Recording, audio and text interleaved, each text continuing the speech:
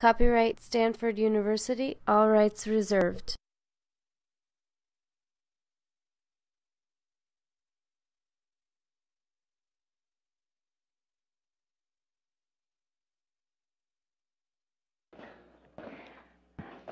Good evening and welcome everyone. Before the presentation that you're all waiting for starts, I would like to say a couple of words about AIMS. AIMS is the Association of Industry-Minded Stanford Professionals. It was created in August 2010 by 3 postdocs, Irfan Ali Khan, Stéphane Boutet, and myself, Navaline Quash. We're here to provide information, networking, and mentoring opportunities for postdocs who wish to pursue their careers in industry or more particularly in entrepreneurship. In January 2011, AIMS leadership grew into a team of 10 postdocs. So Team AIMS, please stand up. For people who are interested in getting involved in AIMS, feel free to talk to any of our team members. So far, we have organized 8 monthly seminars and workshops. All were very well attended. Our speakers have very different backgrounds and perspectives. And in the next few months, we will invite you to come and listen to Greg McKeown, who is a social entrepreneur, Garth Saloner, the Dean of the Stanford Business School, and Don Liswin, the founder of the Canary Foundation. We are here to emphasize that thanks to their cutting-edge research activities, postdocs represent not only a great source of academic leaders, but also a pipeline of entrepreneurs. And our goal is to bring resources to those entrepreneurial postdocs so that they can transform their research ideas into businesses. And for that, we are collaborating with several Stanford offices that are listed here. For people who are interested in building teams to work on technologies that the OTL has listed in the Tech Finder, feel free to talk to George Murphy, who is here. He's in charge of the SIFT program. In addition to collaborations with Stanford offices, we have created a network with other entrepreneur groups on campus, including at the GSB. We focus our solutions for postdocs, but we're also very happy to see that a lot of non-postdoc people come to our event, including students and Stanford Bay Area professionals. So that being said, I would like to introduce our speaker tonight. But first, let me ask you this. How many of you have a LinkedIn account? Please raise your hand. Well, pretty good. LinkedIn was launched in 2003, and it is one of the web innovations that have changed the world. It is the most powerful social network for professionals, and it can do a lot more than you think, both for individuals and also for businesses. So we are very honored to host the co-founder of LinkedIn at AIMS tonight. Please join me in welcoming Konstantin Guericke. Thank you. So we couldn't decide on a topic, so we said, why don't we do all 3? So this is kind of crazy, so we'll see. But what I don't want to do is, even though we have sort of these 3 different topics, the first one being a little bit talking about, how we got LinkedIn going, especially kind of what are the lessons that at least I learned from it. I think different people learn different lessons from the same things. Then talk about how LinkedIn can be an asset to you in your career. I think people are just kind of discovering that. A lot of people are on LinkedIn, but haven't really thought sort of proactively how it can be important. I want to give you some tips that will hopefully be helpful throughout. And then the third aspect is if you're an entrepreneur, how can you leverage your network and a resource like LinkedIn to help you with yours? I'm focusing mostly on startups. But it could be generalized to more mature companies as well. So while we have all this stuff, the most important thing, I think, is the conversation. So anytime you want to, you're thinking about something, you want to ask, just just ask, raise your hand and ask it. If we don't get through all the slides, I think that's totally fine, because we'll have a better conversation that way. So don't hesitate. Every once in a while, I might say, well, that'll come up in 2 slides anyway, so let's do it then. But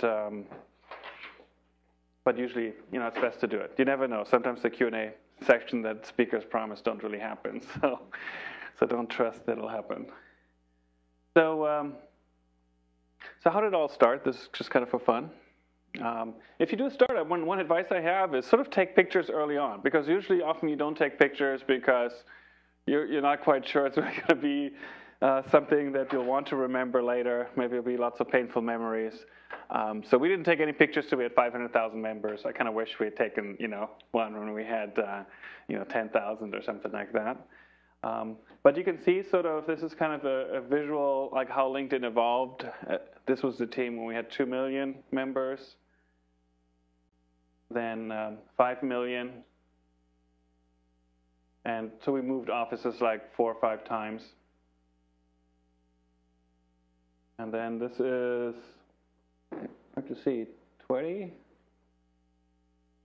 40, 50 million, and now 100 million. So that's quite fun. And, one of the things I think that's very gratifying as entrepreneurs, if you create sort of good jobs, that people, generally like, that's always one thing that's really exciting, as well as creating something that a lot of people use. And so we have actually in the lobby, we have, now a new member signs up for LinkedIn every second. I'll skip this in the interest of time, but we have this globe that kind of spins around, and you can see sort of in real time who's signing up. That's on the linkedinlabs.com site. It's integrated with Google Earth. Sort of what the network looks like, one of the things we're proud of is kind of the quality of the network. So, in many ways, sometimes people say, who are your competitors? And, some people think, is it Facebook, or is it Google, or is it something else? And I think in many ways, we think about, where are business people now? How do people reach other business people? So from a media perspective, at least, it's sort of Wall Street Journal, Forbes, and Business Week. And when we started, those were obviously the big brands that we're looking up to. And it seemed sort of impossible that one day we'd actually, have a better audience than any of those. So when you look at, we actually have a much better balance between men and women than those other publications. The average household income is higher. The average age is about the same. We have generally, more college post-grad than the other ones, and more people in senior level management. So it's quite, even though we're 100 million people, we've managed to keep the quality up high. And one way we did that, because we're not really recruiting people individually, right? No one from LinkedIn came by and said, here, sign up. It comes through our members. So you have to build the quality into the product. And because, why people are on LinkedIn is because of that network of their connections and who they know. That's often a very important reason people join. And so naturally, people think about, well, who do I want to be connected to? So most of the time, people think, I want to be connected to the person who has good connections, knows people sort of better than me in some respect. And so people tend to invite up. And that's really, helped, even though we have such a large audience, to keep the quality high. So the first lesson in terms of, what I learned from LinkedIn, it's very important to know why you start.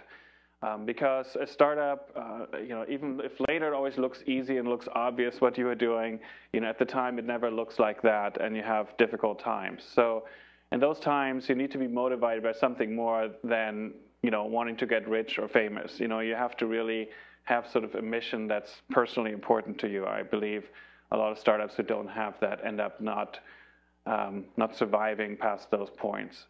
And you need to surround yourself with people like that. So the way I looked at it, we had kind of a higher level thing that we're all interested in, and then sort of a more pragmatic. So on the higher level, we're reading a book by Daniel Pink, who I think is an excellent business author. And his first breakout book, which came out around the time we started LinkedIn, is called Free Agent Nation. Anybody read Free Agent Nation? So it's a book basically that looks at historically people had who were in business for themselves, right? I mean, I maybe fixed clocks, and you grew corn, and then we did a trade, right? You know, you gave me some corn and I fixed your clock, and so everybody's in business for themselves, and it's kind of you know, everybody's a small business. And then really when the Industrial Revolution came around is when we started having big machineries and factories, and you needed sort of this big organization that controls all these things. And in order to control it, we invented kind of the big hierarchical organization, which really before then wasn't very important. And so we kind of lived with that for a few hundred years. But about 40 years ago, we had the information revolution. And Daniel Pink's thesis, which we all subscribe to, is that the information revolution is actually undoing that part of the Industrial Revolution, where everybody will be increasingly in business for themselves. And I think I encourage more people to think about themselves, their own brand. One example Daniel Pink gives is Hollywood as being an example of the way the world is headed in all kinds of industries. In Hollywood, every actor is very consciously their own brand, right? They come together, they make a movie together with a director, and then they go off again. The paradigm for acting is a network of people in Hollywood, right? It's not, I mean, just imagine what kind of movies would we have if Universal Studios would have a VP and a director, and the actors would report to the director. I mean, probably not the same kind of creativity, diversity of movies if it was kind of controlled in a hierarchical fashion. And actors are very conscious, you know, how they manage their career, because depending on which director you work with, or which other actors, or what genre, if you're always the bad guy, you know, you maybe not want to have another movie where you're the bad guy, or maybe you're such a good bad guy that you always want to be the bad guy. So these are kinds of things that I think all of you as professionals should be thinking about, because that's what's going to you know, be important in all industries. So one of the things that we looked at is in Hollywood, everybody has an agent, right? And the agent is the one that helps promote you, especially at the beginning of the career. The agent there says, well, look, this person is great. You know, they're in these areas. You should really take a look at them, and so forth. And then later in your career, you still have agents, but then it's almost more like a lot of people want to access you, and the agent basically picks, you know, who gets to have a conversation with you, which movie scripts. The agent knows you throughout the career. They know what kind of things you're interested in, and so they say, well, maybe this director you normally wouldn't care about, but because, you know, this other actor is probably going to be in the movie, you probably want to do that. Or here's something in the movie script that I know is really, you know, you'd be really good at or be very interested in. So our paradigm basically for LinkedIn is that we want to be everybody's professional agent. So the large goal is basically seeing that the whole world, the professional world, is moving to kind of a network structure, and most people won't have like a physical agent in there. But our goal is to establish a lifetime relationship where we help market you to, you know, hundreds of millions of other people, and also select opportunities that are in that network from other people and filter it so that you see the things that are really helpful for you and not a lot of things that are not as interesting. So that's kind of the overall vision, kind of from a, you know, how do we fit into the big picture. On a more concrete level, pragmatic level, I was doing some consulting, helping companies launch for the first time. And you know, I never made a website for myself, or I think I had a business card, but it wasn't a big deal. And one time my friend asked me, like, how did you get all your clients when you don't even have a website? You know, like, that's kind of lame. And the truth is I didn't want to make a website because I'm not very good with like graphics and design. So I didn't want to make a bad website. I figured it's better to have no website than a bad website. And so I thought, like, well, let me make a list of all my clients, and I think there were about 30. And I could think about, like, okay, how did I get that? And like, there's always a name of somebody who helped me get that client. And so I thought, wow, you know, like only one was my friend. You know, the other ones is just somebody introduced me to that client. And then for fun, I said, well, how did I meet that person? How did I meet all these people who introduced me? And I started seeing, it was like there's a few people who've been actually really helpful, even if not directly. They introduced me to the people who had introduced me to client. But it was always came through introductions. It was not anything I'd been proactively doing, because it wasn't really possible. It was just more something like I would have lunch with a former client of mine, and during that same week, that client would have lunch with somebody else who said they needed somebody kind of like me. And just because I happened to have lunch that week, they remembered me, and they would say, oh, you should talk to Konstantin. So it was very happenstance, but generally if I wanted more clients, I'd just have more lunch with old clients. I mean, that's generally how it worked.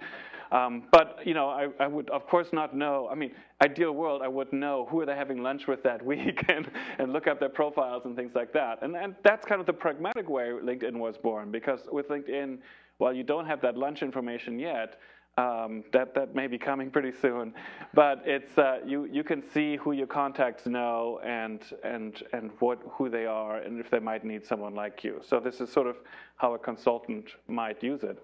And again, a consultant is very much like an actor, right? They are, you know, they don't have a paycheck. They need to sort of, you know, grow the corn and fix the watches and bring in their own business. So that's know why you start. Those were kind of the reasons there. If there's any questions, feel free to ask. The second thing that's very important is be prepared to embarrassed. In a startup, you know, it's actually quite a big hurdle, and especially if you have sort of perfectionist tendencies, startups are often not very easy because you have to be acting really fast. So when we launched LinkedIn, it was nothing. Like now I can feel pretty proud of LinkedIn. You know, it works well, you can do lots of things, but I wasn't really proud when we launched it. But we just wanted to have something to get reactions from people. But it was really embarrassing, you know, to launch it, and we knew it was pretty bad.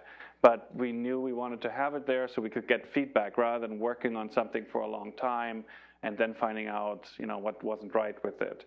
And it was also kind of market where you want to be early, because once people sort of start aggregating around one network, you know, it's much harder. Like if other networks were already kind of gathering steam at LinkedIn, were very hard to convince people now to leave that network and come join us.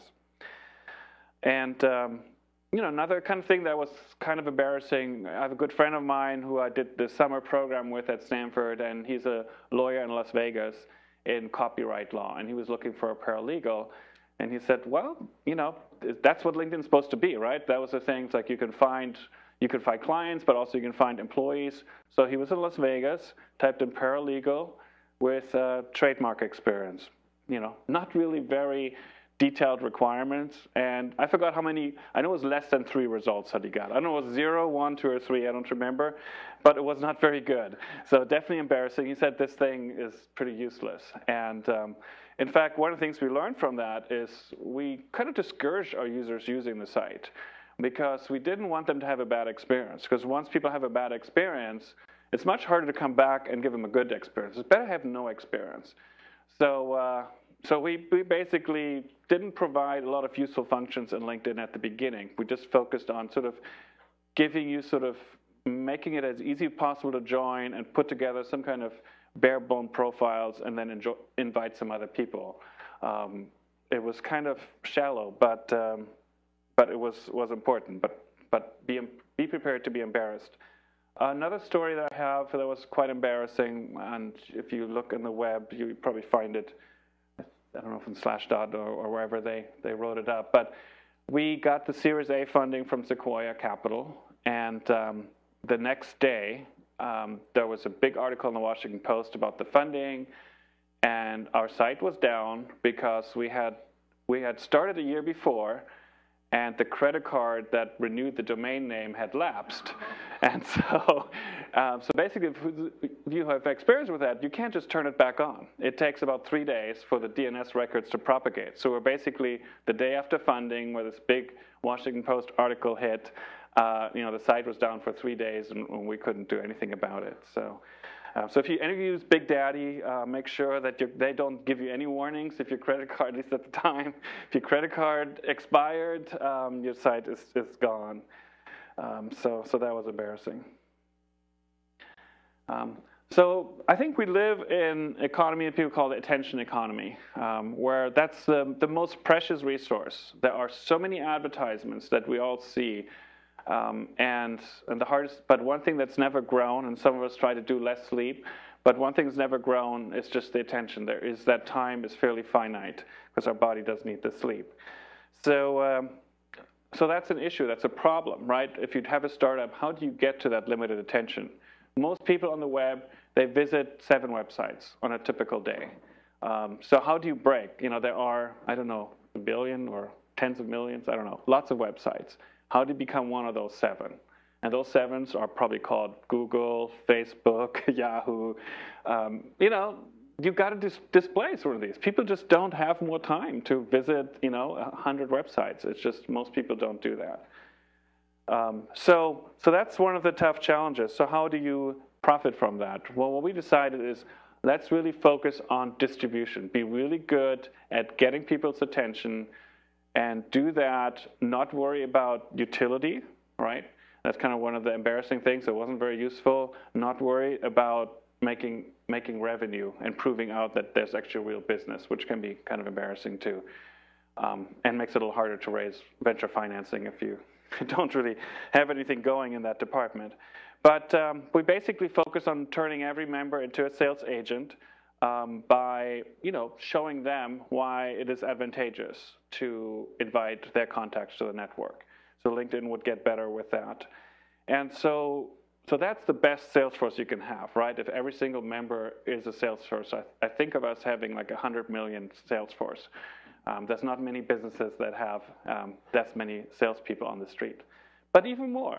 So everyone who's on LinkedIn isn't just a salesperson.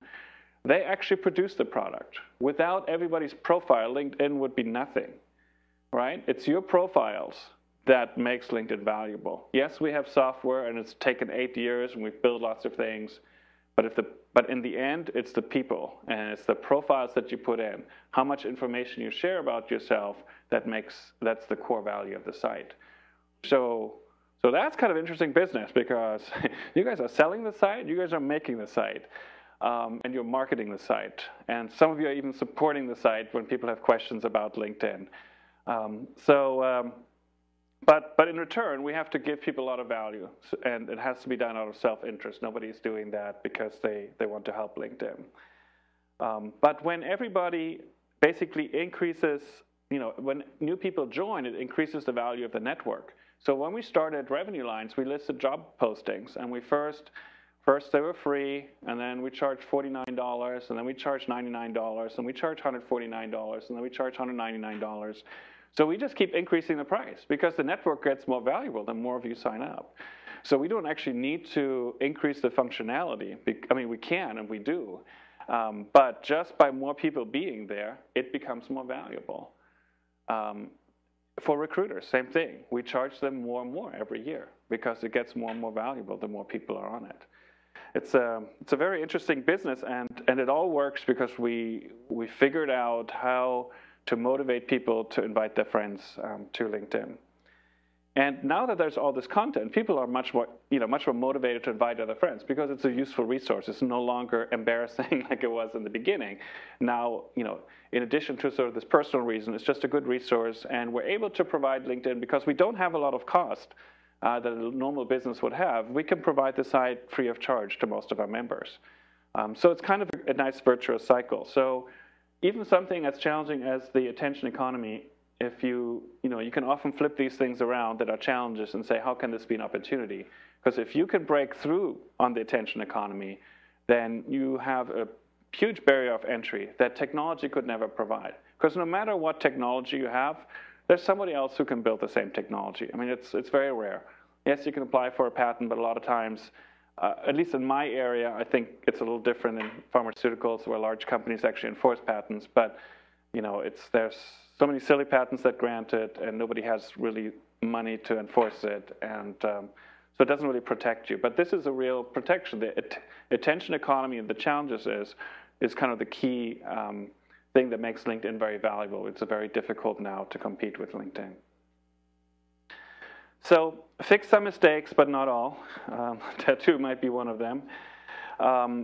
So one of the things we found out by launching really early is that people said this is very complicated. Like, why do you make it so complicated to add someone as a connection or to contact somebody and to find out, like who we know in common? And we were much more complex than the social networks. The social networks back then weren't Facebook, it wasn't MySpace, it was Friendster. So when we launched, we're kind of like the Friendster for business. And then 2 years later, we're the MySpace for business. And now we're the Facebook for business. So I'm always curious what will be in 2 years. Will we like the Foursquare for business or the Twitter for business? But it's nice. At least we stay we stay versus the social networks have at least so far proved not as as long living. In fact, when 5 years ago I made the slide of why I thought LinkedIn would be more valuable than MySpace in 5 years, people just thought this was pretty ridiculous, because MySpace was just the most amazing phenomenon 5 years ago. And today it's true. I think they're trying to sell it for $100 million and having a hard time. So it actually came true. So we basically reduced some of these privacy walls because it was so complicated, because we wanted to be private. That's one thing we said. LinkedIn is different from a social network. The Rolodex that people have is their most important asset. This is not something people will want to share. They won't want to invite people if it means all of a sudden this Rolodex, which is one of my core personal assets, now I'm letting everybody kind of leaf through it.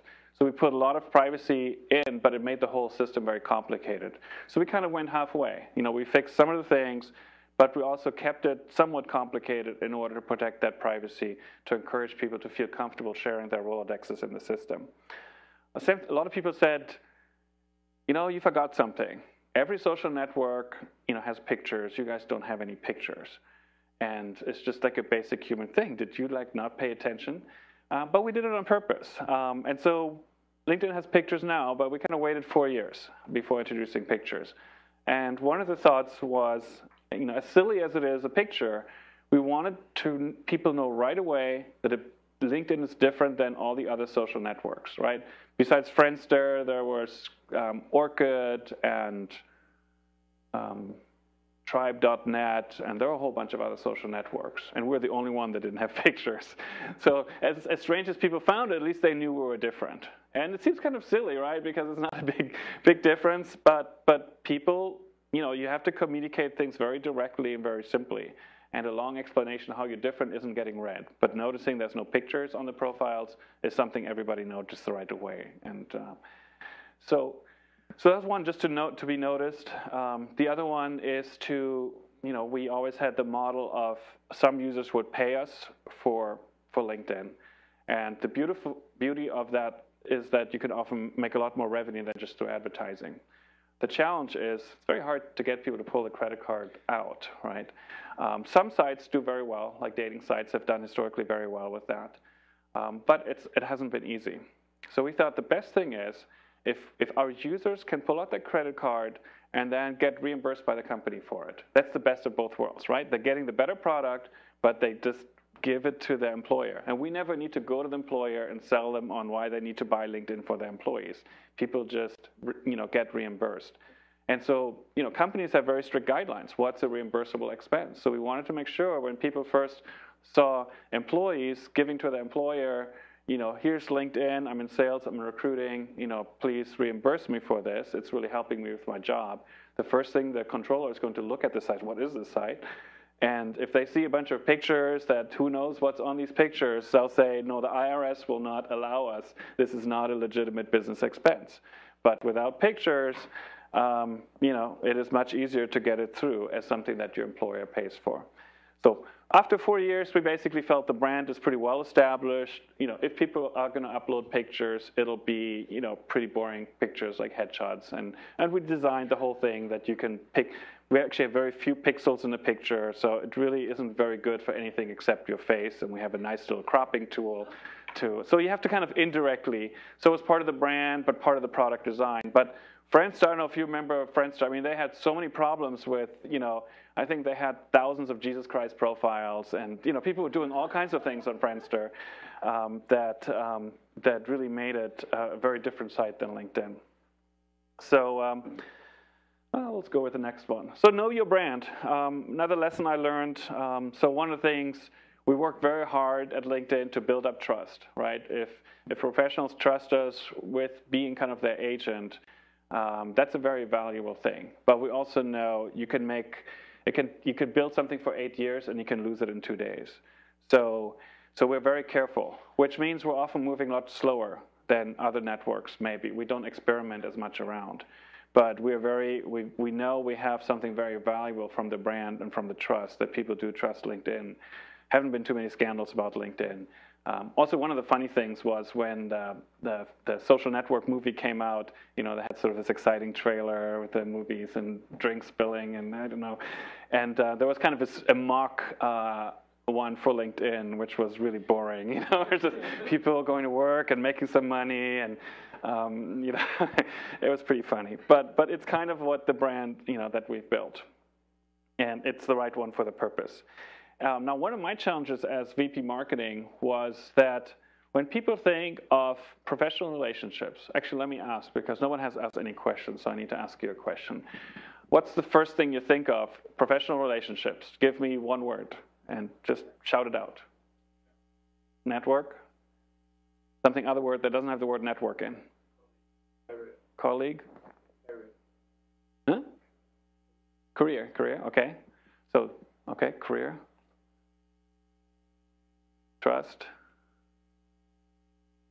And where else do you use, like, which people use, are most, care about the Rolodex a lot, use the relationships? Salesman, that's what I was fishing for. So my challenge was that the three most obvious things were, LinkedIn we say relationships matter. And people would say, yes, I know, when I need a job, the relationships really matter. But we didn't want to tell people this is the place where you go get a job, because 90% of professionals are not looking for a job, and so they would not be interested in signing up, at that point in time. So we got to have something that appeals to everybody. So even though that's very obvious, that's not something we could position. The second thing people know is when you're in sales. When you sell to a company, you want to find out salespeople often go to companies saying, do you know anybody? Do you have a neighbor who works at this client? And so forth. But we also know most professionals don't want to be a lead for a bunch of salespeople selling them stuff. So that is also not something we could really talk about or have be the main message. And the third thing is when people think of a network, they think of networking, right? Going to an event, having a tag on, hello, my name is Konstantin, maybe some wine and cheese. Again, that's not what most professionals want to do. 10% of professionals like networking. For the other 90%, it's more like flossing. They know it's good for them to do, but it's not something they really enjoy doing. So who wants to, sign up for a website that's like flossing? So it was a real challenge for our brand, because we basically could not say the main things people think about when it talks about relationships matter for those reasons. So very difficult time. I was always very envious. There were other companies that were doing kind of similar things as us and were called Jobster. And so I was like, well, that's very nice and crisp. We have this kind of amorphous thing. Our mission is to connect the world's professionals to make them more productive and successful. So that doesn't offend anybody. It kind of appeals to everybody, but it's also kind of very generic, makes people wonder, so what exactly do you do? But that's about the brand. So make sure you know your brand, because with all the new stuff that's changing, the importance of the brand isn't. And then when you get to the point where people are paying you, be really sure that you know why they're paying you for. And for LinkedIn, what we learned very quickly, it's really to save time on transactions that people are doing. Mm-hmm. So I have, later I have all the URLs for the pictures. What I do is I go to Flickr and I look for pictures as backgrounds. So the transaction could be finding a person to hire. It could be finding a person who has a certain knowledge that you want, finding customers, those kinds of things. So that's why people are paying LinkedIn. And pretend to be young. So one of the risks I think LinkedIn faces at this point is we've become such a de facto standard. And we look at, there's recently a book or article came out about the history of the communication industry, which kind of LinkedIn loosely falls under. And what happens is you always have these companies, and because communication kind of gravitates towards everybody using one thing, you usually have a leader that becomes phenomenally successful and valuable. and then they become kind of a monopoly, and then they get kind of lazy. And then something new emerges. So even people have this, very powerful position in this industry. None of them has survived. There's always they get disrupted, and it is because they basically, they're not staying young. They're just kind of harvesting rather than taking new risks. And so that's one of the things we're trying to avoid. So we've done things, where, for example, we are disrupting our own revenue sources quite a bit. So, one of the reasons people pay us to send these in-mail for someone that you're not connected to, is not in your network if you want to contact them. That's one of the major revenue sources. Yet we have a product that we launched and are actively promoting called Groups. And when you join a group, then you can contact everybody within that group, no matter if they're in your network or not, free of charge. But we believe there's a lot of value to these groups.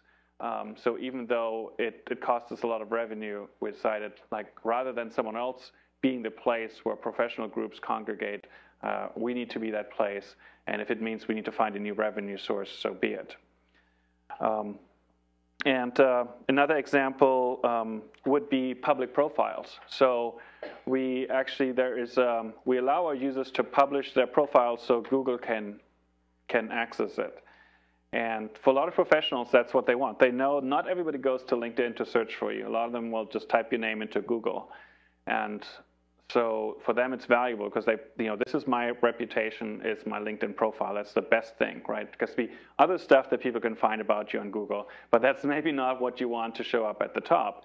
So we allow professionals to do that, even though there's lots of recruiters who actually use the information from LinkedIn without ever going to LinkedIn. They just search on Google.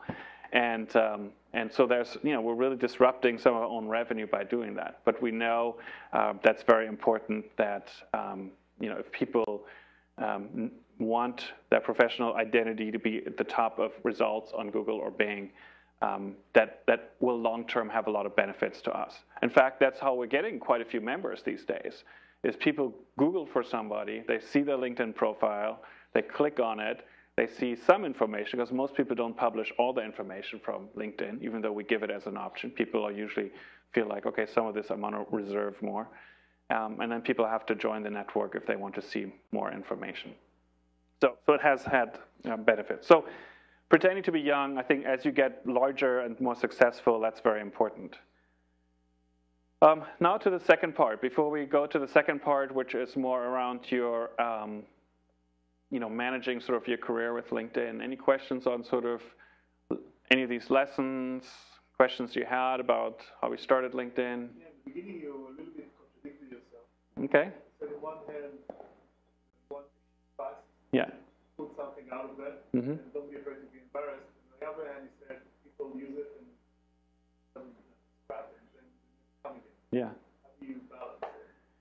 So So in the beginning, when not so many people know you, so we basically said we don't want people to think, we'd rather people just not know not use LinkedIn, right? That's what I said. It's like we don't want people to have a negative experience of saying, I search and I don't find somebody. But if they're just signed up, they're kind of neutral.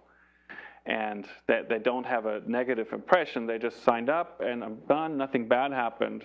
But now we got to convince them later when it's valuable that in fact it is valuable, and we're still kind of paying the price for that today, because that's often still what happens with a lot of people. But for example, I'll give you one concrete reason. I mean, we did that very deliberately. Is when I don't know how it's today, but at least I think it's still pretty similar. When you would get an invitation in the early days, it wasn't like Konstantin and thinks you should join LinkedIn. That would have a very low conversion rate. Because people are like, what's LinkedIn? I never heard of it. Let me research it. I don't have time for this. And you never get the user. But what we write is, Konstantin, right? You're part of this network. Do you want to confirm that you guys are in a network? And one of the benefits you get is Konstantin is on LinkedIn connected to these types of people and these types of industries. Once you connect with him, you can access those people, right? So you're not signing up saying, hey, I want to join LinkedIn. You're saying, I want to access Konstantin's network. So that's what we did, because that's a much clearer value proposition for people. But there is always kind of a flip side of that, is people actually don't know much about LinkedIn. It's like, hey, I joined Konstantin's network. I want to access his network. That's really cool. LinkedIn, what's that? So it's there's always a trade-off when you do these things. So. And you also need to look at what's your audience, right? I mean, I think Facebook is doing the right thing by being pretty aggressive, because they have an audience that's much more forgiving. You know, on the social side, it's not, you know, people are, you know, just are a lot, you know, more flexible with that, and they're not trying to build the same kind of reputation that people expect from us, right? If you're an amusement park, you have sort of more leeway than if you're a bank, for example. What is the total number of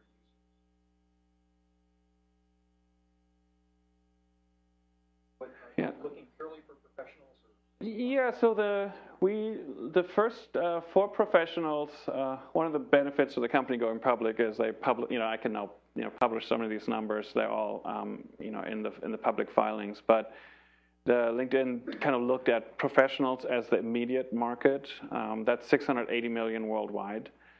So that's the first market and really the main one.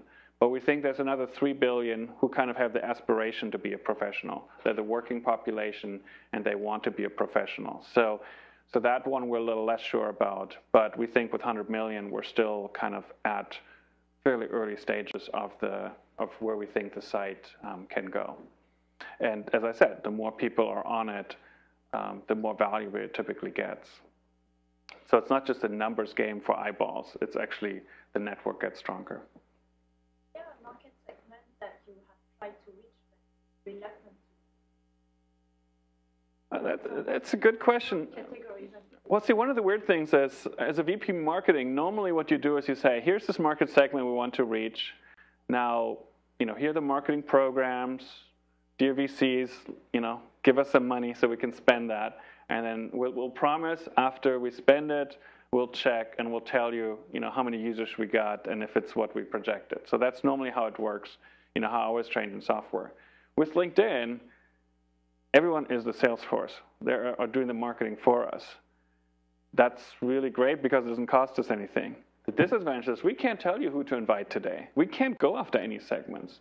So it's a lot more like riding a horse. You come in the morning and you see where did it go overnight.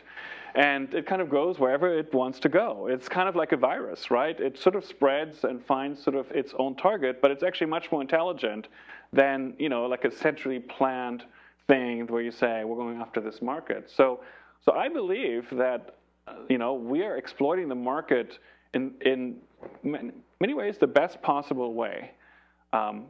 Not in any way I would have known, right? I'll give you countries. So the first country we were very big in, within days, was Japan. Then the next country we got big in was Finland. Then it was Iceland. Then it was Brazil. Then it was Netherlands. Then it was Denmark. Then it was Israel. Then it was India. Now it's again Brazil. Which VP marketing would have come up with that kind of market penetration strategy? I don't think anybody would have. And you find that with all kinds of social networks. Orchid just kind of owns Brazil and was pretty strong in India. It's not that they designed and tried to acquire it. It's just that's where the product found its home. Just a virus finds, little preschool kids, who get together and give it to all their parents, and, that's perfect. So we never really thought about we're trying to get into a certain market as a marketing. We do think when we design the product, we're saying, let's put certain features in the product that make LinkedIn more useful. So for example, we want to appeal more to younger professionals because, the core value proposition of LinkedIn. So one of the funny things, so there's 5 of us who started the company. We're all, when we started, we're all right now, we are, 43 years old, pretty much the same class at Stanford. And the average age of the LinkedIn user is 43. It's always been like that.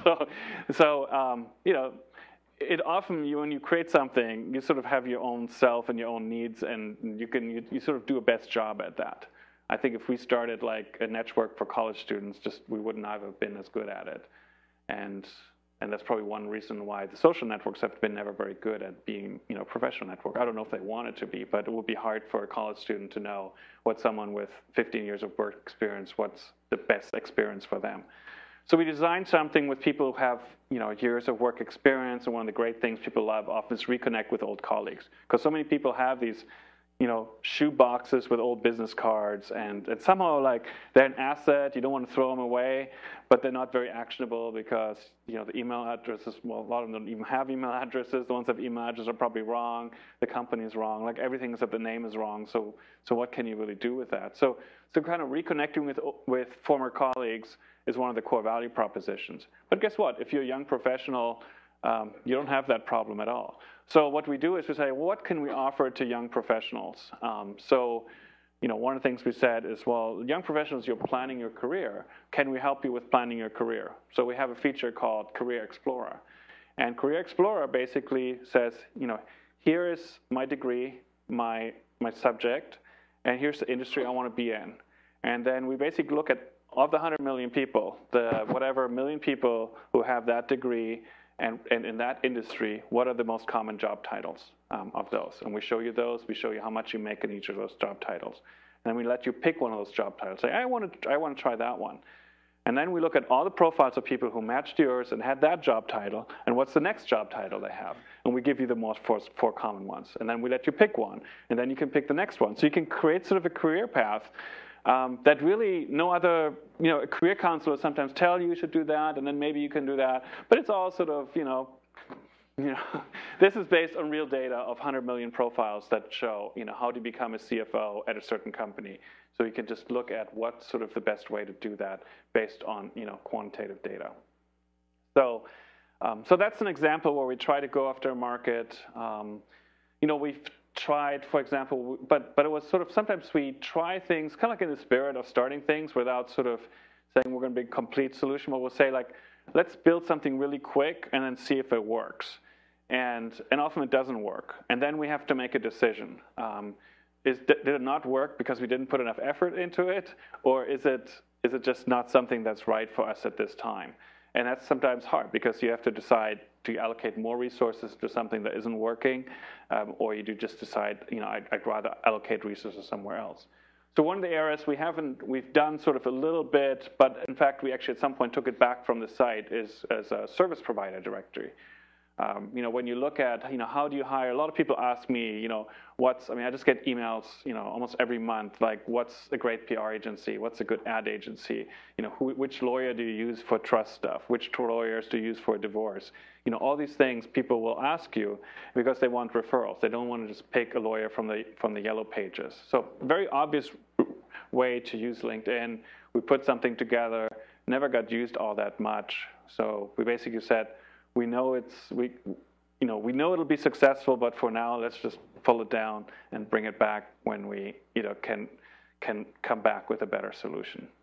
So, but for example, I recommended my tree trimmer, and you could recommend people who weren't on LinkedIn. So that's one way to access people who are non-professionals, right? Because professionals use the services of a tree trimmer who's more of a blue-collar professional.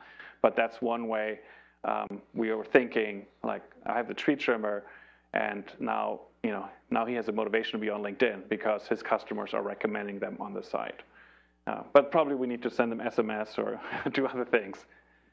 You have a type of people, category that behaving adversary to what you think affect the network as a whole and the reputation. Yes, and when we see that, what do you do about it? Yeah, what do we do is we look at, do they violate any terms of use? So first of all, we try to be pretty hands-off, because the more you get involved in telling people what to do or not, you're basically cutting off learning, right? And just because it wasn't designed for that, people are using it in an unintended way. The first thing is we try to say, what can we learn from that? Can we build something great for them that is less harmful than what they're doing? But that often takes time, and sometimes you can't think of anything good of what they're doing. then the second thing is we look at, are they violating any terms of our agreement? If we can't find any terms or agreement, we're like, well, maybe it's time to update the agreement and put something in there. Now, we have a pretty good agreement that sort of in broad categories, covers lots of things that you shouldn't do, but sometimes you need to sort of spell out, specific things. So that's the short term. And then we look at intermediate at how can we ameliorate the effects of the people that are doing maybe something bad. So that maybe they're doing something bad, but no one ever sees it. Then let them do bad things because nobody really cares. Or you put some limitations on. They can do 2 bad things, but no more. So those kinds of things, those are typically how we deal with that. And one of the things, if you're successful, you're going to attract bad people to your site who want to take advantage of it, right? I mean, we built this great brand with trust. What better way to send phishing emails out pretending this is a LinkedIn invitation? It's pretty mean, but that's the reality. But we've got always smart people who are working on these, identifying these things. And one thing is because the network information lets us very quickly tell who's a real person or not, because non-real people are not connected to other real people, and you can trace it back by kind of doing network analytics on things. And that's one of the, but often you can also, when you have a large number of profiles, you can quickly see if some sort of profiles are an aberration in some way, and nobody can, do people join without an invitation, right? It's kind of a flag. If you didn't get an invitation, since most people join because of an invitation, most spammers don't get invited a lot. And they need to create lots of accounts and things like that. So there are kind of a fingerprint that you can find. Any other questions before I move on? Okay. So manage your reputation. One of my tips, and how you do that with LinkedIn. The first thing is when you have a profile, we have something called, rather than making it sort of very complicated, do this, do that, we have this sort of thing called profile completeness. And so that's a very little thing. We can say my profile is 30% complete, 40%, 90%, 100%. And we've basically looked at, which people get contacted with opportunities, looked at the common characteristics. And so that's a simple guide. And to get it started, often you can we added like a resume import function, so you don't need to write everything from scratch. If you have a resume, you can just import it, and it kind of puts it into the right fields. It's kind of like character recognition. It's not always 100%, but it's pretty accurate. Like we know, where this is a date range, that means that's probably the title. We know IBM is a company. And so that's very helpful. So that's the basis. But then add some color. A lot of LinkedIn profiles don't have a lot of color. Anybody got color in the profile? No? Just black and white? Blue and white? All right. The color is, you have some color on yours? How do you add color? How do you add color? We have applications you can add to your profile. And like one, for example, is a slide share application. So if you've given presentations that highlight what you know, whether that's in science or in marketing or whatever, you can add your slides to your profile, and everybody who sees that does that. If you've been, videotaped doing some, professional thing, you can add video to your profile, again, through like Google Presentation allows you to have video, and I think SlideShare now does too. One thing you can add is books that you read. It's like a lot of people when they have the books out in the living room, people kind of select them because other people come over for a dinner party, kind of look at the books and starts a conversation, right? So you don't want to have the, like some crazy book there that is really very private. You don't want to have that in the living room. But you pick sort of interesting books that make you look very intellectual and well-read and that maybe start conversations. So that's the same thing on LinkedIn. Basically, Amazon has developed an application for LinkedIn where you can see, what books you're reading. And so you can display those on your profile. And it's a way to brand yourself, right, through association with a certain book. And, I told you, hey, I like Daniel Pink, and he's a good author. That now, reflects on his reputation, but also reflects on my reputation. So it's kind of guilt or success by association. And it's actually, there's many more reviews on business books on LinkedIn than there are on Amazon. You can just look and just look at a book, and there'll be like, thousands of reviews on business books, because you can add your reviews to that application as well. and you can see who else is reading this book, what other professionals are reading this book. So it's also a great way to meet other people who are reading, the same books, and you can follow people reading interesting books. What are the next books that they're reading? So because Amazon, everything is kind of anonymous, right? So, but this is actually your real professional network. You can see what the top read books are in a certain industry. What are the top read books there? So because we integrated with the data of LinkedIn, it becomes pretty useful. So those are a couple ways to add color to your profile. The second tip I have, so this is sort of profile completion. The second tip is think about quality. I think sometimes people just sort of get very caught up in the numbers and want to have as many connections as possible. I think the quality is very important because people see who you're connecting with. And if you're connecting with quality people, that impacts what people think of you. If people see you connecting with lots of people that maybe don't have a good reputation, that'll reflect on you as well. Just like the actors want to pick other actors and actresses and directors that they want to be associated with. Also, when you're sharing information, what are you sharing? Some people sort of just hook in their Twitter feed and share everything on Twitter, on LinkedIn. While it's very convenient, the default is not to do that. The default is, only when you add sort of hashtag in, that gets sent. So that gives you an opportunity to be on Twitter, be kind of freewheeling and talk about, Osama bin Laden, whatever, but just kind of reserve your professional reputation, things that enhance that, things that that you want to share, resources, tools, etc., and just send those to LinkedIn. So think about what you're sharing, whether you do it directly on LinkedIn or through Twitter, for example. When you comment on other people, right, that reflects on you. When you introduce other people, who are you introducing to other people? How are you doing that? That reflects on your reputation.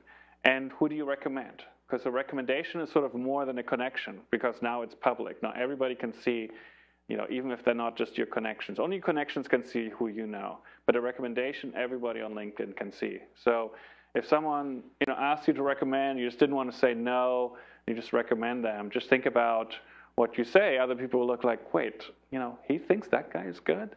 It's like, it may be poor judgment. So you want to think about, how you recommend them. But also, you can do a really good job of, if you really think he did a good job when you work together, then you can just say, hey, he did a good job. But that's not really great. Like, a great way is to give people much more specific, interesting information that would help someone else who's considering hiring him, gives him a leg up. Not only will he appreciate it, it'll be really great for your relationship, but other people who see your recommendations will value you much more highly as sort of being a helpful person in the community, having a good assessment, and being, sort of short to the point, but hitting important things that help other people. So let's see. The third thing about managing a reputation is be a source of opportunity. Very important. You can be nice to people and give them recommendations. And I don't know, has anybody received an unsolicited recommendation where someone just gave you a recommendation on LinkedIn? That happened to anybody? It hasn't. I can tell you, when it does happen, people do remember and they think it's pretty awesome. So one thing you can do tonight or tomorrow is look through your LinkedIn connections, think of someone who's really great, you want to help them, and just give them a recommendation. They'll be pretty excited about it. And they'll probably give you a recommendation back too. So that may be kind of a practical aspect to that. And they probably mean it, right? If you like working together, it's pretty rare that I think you're awesome, you think I'm a bunch of crap. Like, usually it's kind of a two-way street. So, but even if they don't recommend you right away, it'll do wonders for your relationship, right? If you need some help from them later another time, they'll be much more willing to help you. So be a source of opportunity. So what can you do? Suggest people, right? You're on LinkedIn, you're looking around, you see a person. Rather than saying, hey, I'm not interested in that person, you say, like, who in my network might be interested in that person? Let me send them that profile. They'll appreciate it. It's very easy, right? You don't need to create the person. You don't need to know the person to introduce them. You just found a person that you think someone else will be interesting. People know that you thought of them, and then they can do the work of connecting with them and whatever. So that's a very easy thing, is suggesting people as a kind of opportunity. Or companies. You run across interesting companies. There's over 2 million companies with profiles on LinkedIn. As you browse around, you see them. Just keep in mind, like, who are the people, my contacts, what kind of companies are they interested in? When you see one that's interesting, just send it on.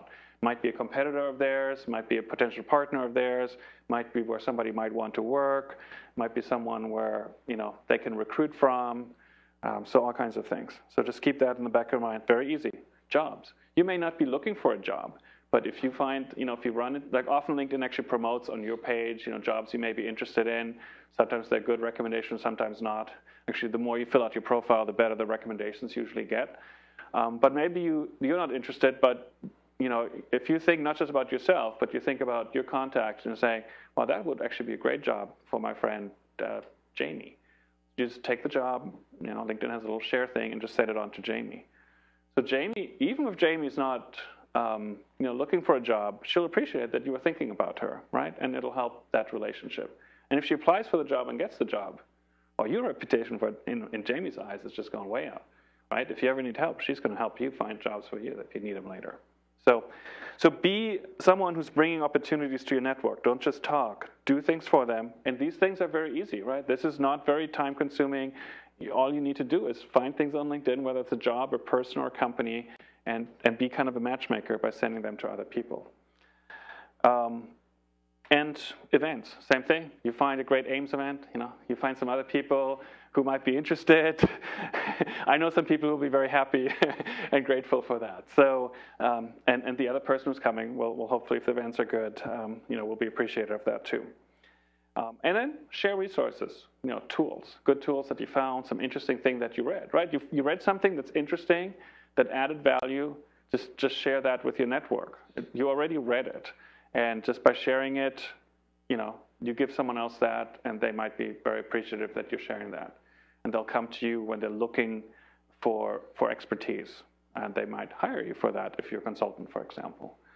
And one way to make it easy, so LinkedIn has, this is maybe where it's helpful to jump over onto LinkedIn. There's a section here at the bottom called Tools.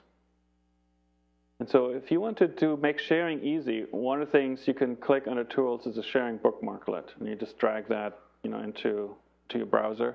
And then any article that you see. A lot of articles have a Share with LinkedIn button on it, but a lot of them still don't, or just a website.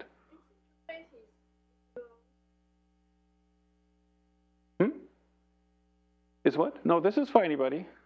Yeah, it's a free feature. Most things on LinkedIn are free.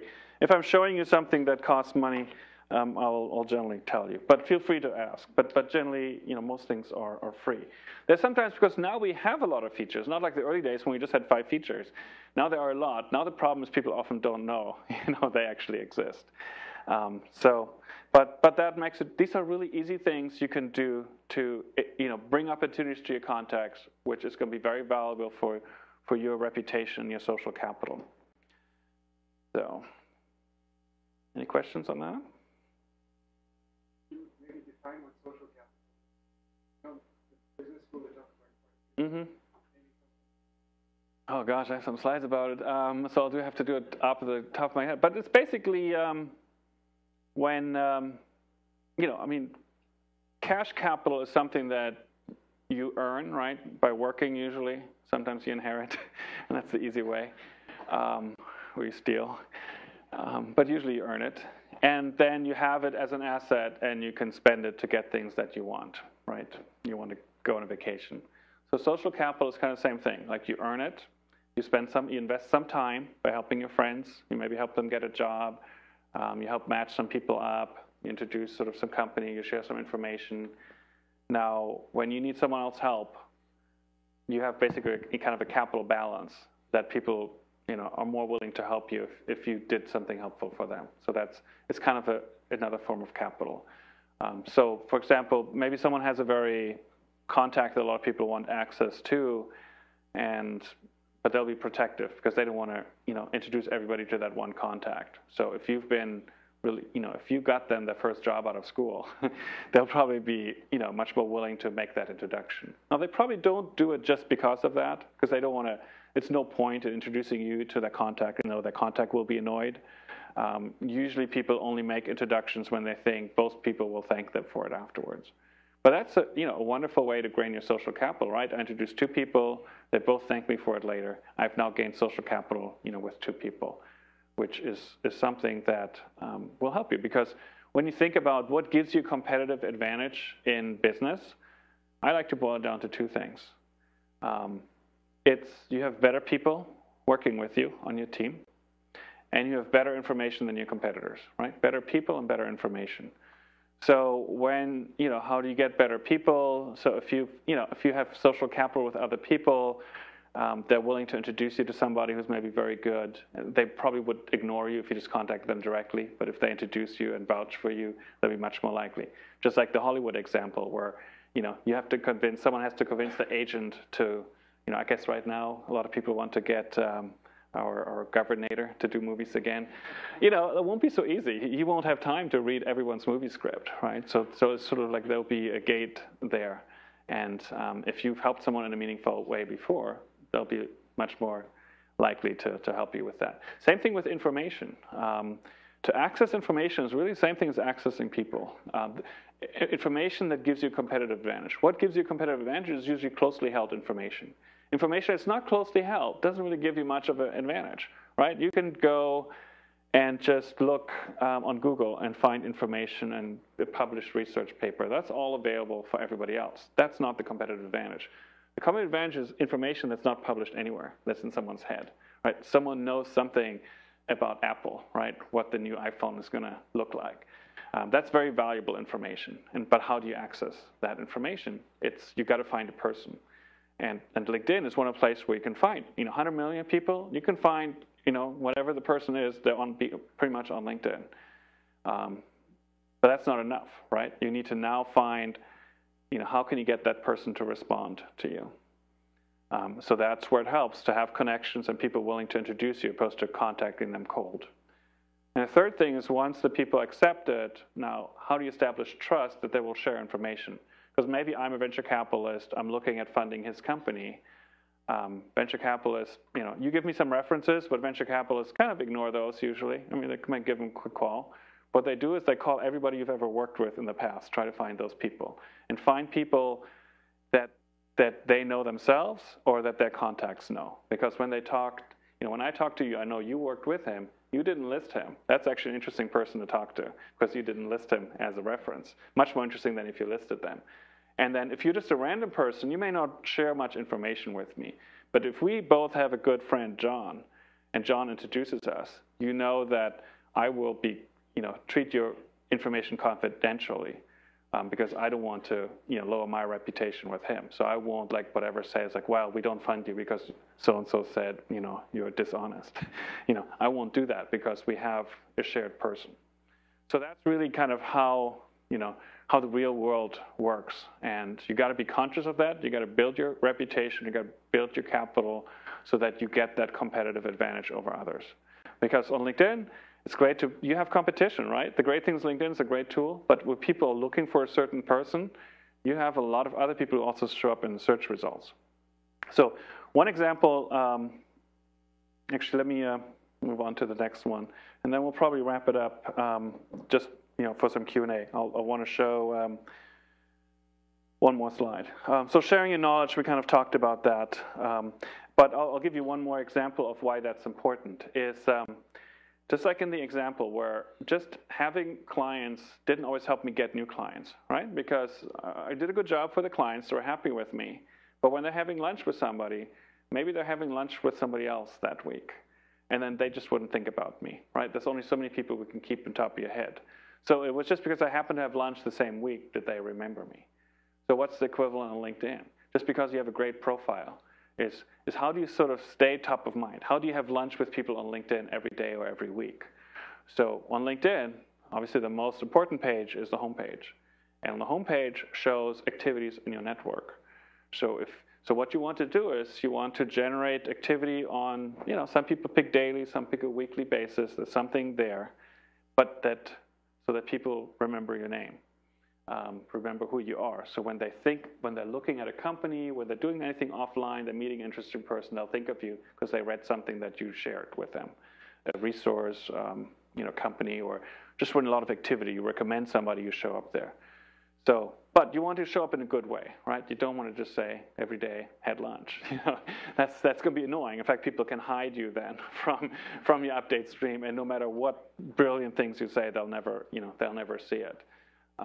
And I have hidden quite a few people in my update stream because so it was too much noise. But the good stuff, it's a lot of people who sharing really interesting things with me, and they're always top of mind for me. So a lot of that opportunity hides in your second degree. It's who your contacts know. So you got to make sure people often say half of success is showing up. So that's one. If you are not taking any activity on LinkedIn, if you don't share anything, you're not showing up for your connections.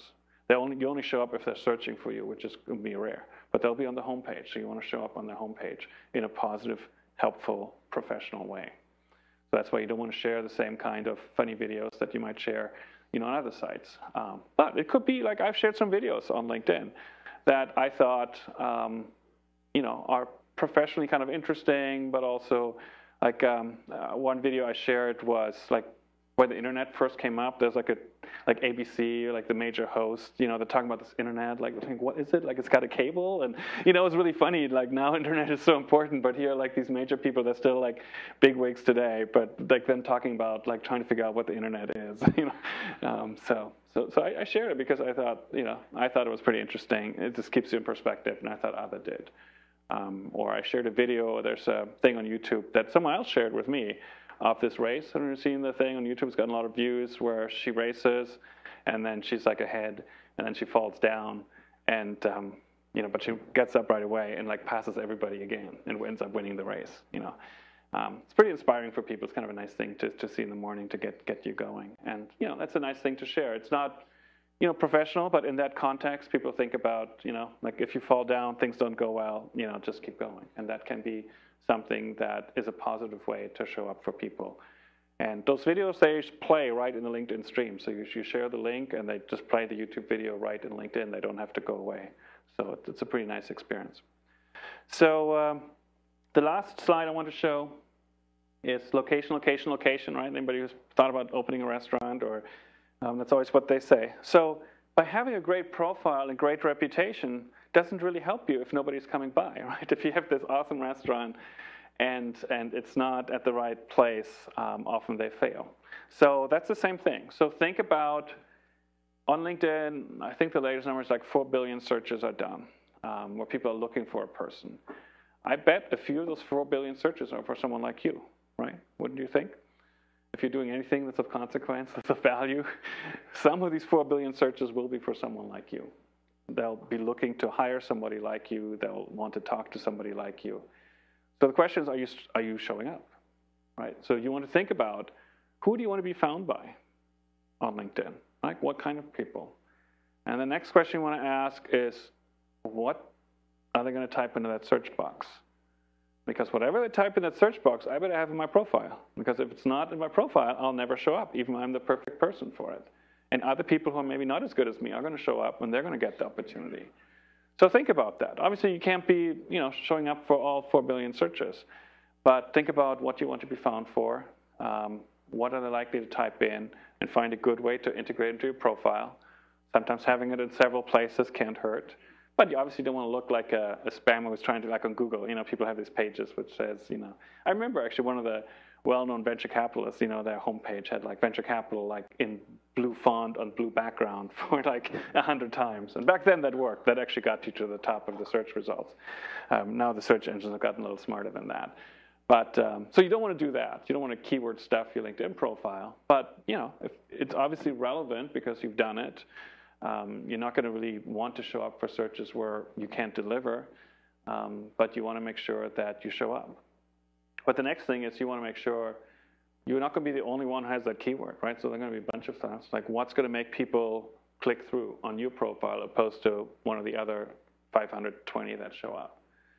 So look at the search results. What shows up there, right? It's your picture, it's your headline, it's your industry, I don't know, your number of connections, or I don't know, there's a few things that show up there, like how many degrees they're away from you. So you want to pay special attention to, like, it's called the professional headline, right? Which sums up in kind of 3 or 4 words who you are. A lot of people on LinkedIn, it's like by default, it's whatever your last title was at your last company. It says, VP at Google. That's pretty cool because it's Google and you're a VP, but maybe it says you're an accountant at Accountemps or something. So you want to, like, what do you want, what's your brand? If this is your reputation, what's your short positioning statement? You want to have that in there. It should have the right keywords, but it should sound compelling that people will click on. Also your photo. Photos shouldn't really matter, right? But they do. People judge people very quickly by, does this person look trustworthy, hardworking? People have, judged by that. So if you're not sure about your photo, ask some friend, what do you think about my photo on LinkedIn? And do that.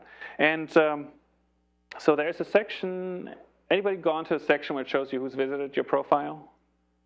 So a few of you? Just now. Okay, just a couple. So basically, as you make changes, you can go to that section and you'll kind of see, like, are more people visiting my profile than before? And what kind of people? And now part of it is, I'll show you what the paid version helps you with. And I think for most people the free is free.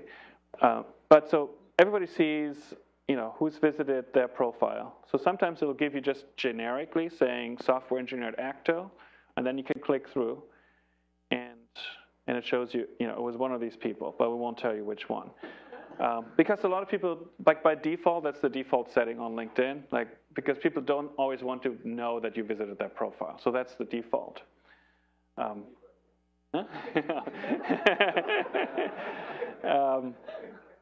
So now, one thing, if you want to get more people to visit you, one thing you can do is you can change that setting. Like, for example, these are people who basically have opted in that they are specifically visible when they visit others' profile.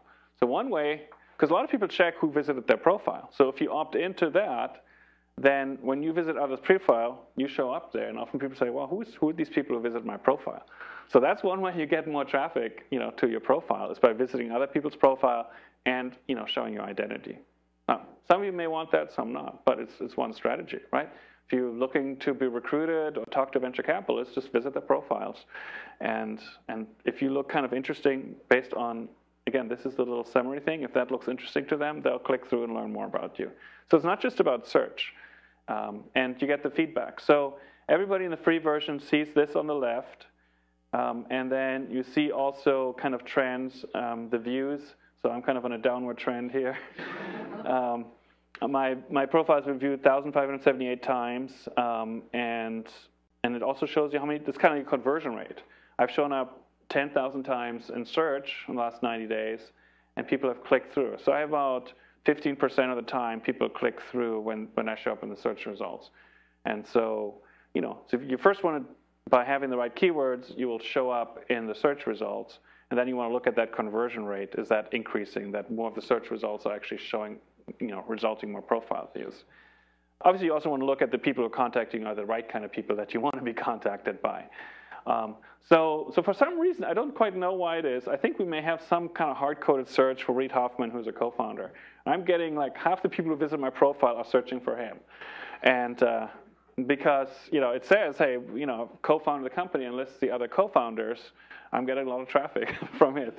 I don't know where he gets his traffic from. I mean, either he's just generally like people really search him, see, I'm like 3%, so like either people search him 15 times more than me, which would be kind of depressing.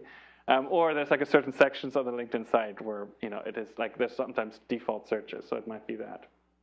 And, but here's Jean-Luc Voyant, this other co-founder. Yeah, I'm number 2 among the 5 co-founders. Eric Lee. So it's funny, like Eric Hoffman. People search for Eric Hoffman. I don't have Eric Hoffman on my profile. I have Eric Lee and Reid Hoffman, but together it captures people looking for Eric Hoffman. So I guess find the most common names in America, put them somewhere in your profile, and maybe that's a way to get traffic. Now this you only get with the paid version, this kind of analytics. So, but you could try out, marketing. So that's good. Like, that's something I want to be found out for. But here are other things that show up in my profile that help drive traffic. So, and then you can see, from what industry are people viewing. Sometimes those just kind of reflect the general, population of LinkedIn, but depends what area you're in. You guys probably see more in different industries because I'm in the internet industry. That's probably why it's number one for me. And you can see, kind of a geographical breakdown of where people are coming. But no, there's a lot of industries on LinkedIn. Other is, beats every other industry out there. So it's a long tail of people from all kinds of industries. So I think we should wrap it up. But, I don't know, I'll leave it up to you if there's more time for questions, or we can just wrap it up and people can ask private, however you want to handle it. You can go for some questions and then keep. Okay. Thank you.